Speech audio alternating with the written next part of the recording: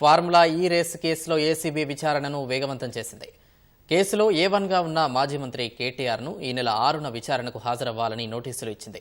కేసులో A2గా ఉన్న అప్పటి పురపాలక ప్రత్యేక ప్రధాన కార్యదర్శి అరవింద్ కుమార్ 8న, అప్పటి చీఫ్ ఇంజనీర్ బిఎల్ఎన్ రెడ్డి 10న హాజరు కావాలని నోటీసులు జారీ చేసింది. రాష్ట్రంలో రాజకీయంగా సంచలనం సృష్టిస్తున్న ఫార్ములా ఈ రేస్ వ్యవహారంలో ఏసీబీ అధికారులు దర్యాప్తును ముమ్మరం చేశారు.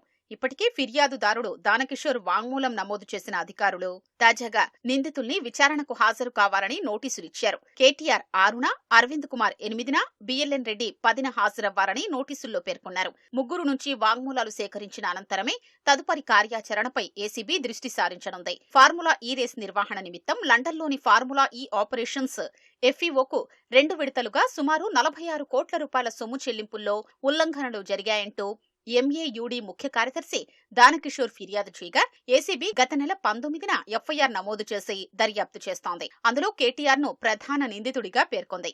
కేసును కొట్టేయాలని కేటీఆర్ హైకోర్టును ఆశ్రయించారు. తీర్పు వెలువరించే వరకు కేటీఆర్ ను అరెస్టు చేయొద్దని, దర్యాప్తు కొనసాగించవచ్చని ఏసీబీని హైకోర్టు ఆదేశించింది. ఈ క్రమంలోనే అనిశ తాజాగా కేటీఆర్ కు నోటీసిచ్చింది. ఈ వ్యవహారంలోని ఎన్ఫోర్స్మెంట్ డైరెక్టరేట్లో నమోదైన కేసులో ఈ నెల 7న విచారణకు హాజరు కావాల్సి ఉంది.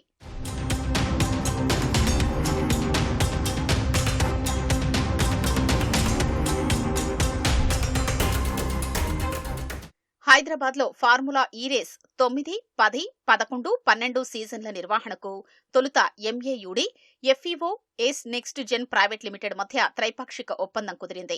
ఇందులో ఏస్ నెక్స్ట్ జెన్ స్పాన్సర్ గా వ్యవహరించాలని నిర్ణయించారు. 9వ సీజన్ అయిపోగానే తమకు నష్టం వాటిల్లిందంటూ ఒప్పందం నుంచి ఆ సంస్థ వైదొలిగింది. మిగిలిన సీజన్ల రుసుము చెల్లింపు బాధ్యతను ప్రభుత్వమే చేపట్టే అంశంపై SCO ప్రతినిధులు, మున్సిపల్ శాఖ అధికారుల మధ్య చర్చ జరిగింది. అనంతరం రేస్ల నిర్వహణ నిమిత్తం 160 కోట్లకు పరిపాలనా అనుమతి కోసం అరవింద్ కుమార్ 2023 సెప్టెంబర్ 27న నోట్ ఫైల్ సిద్ధం చేశారు.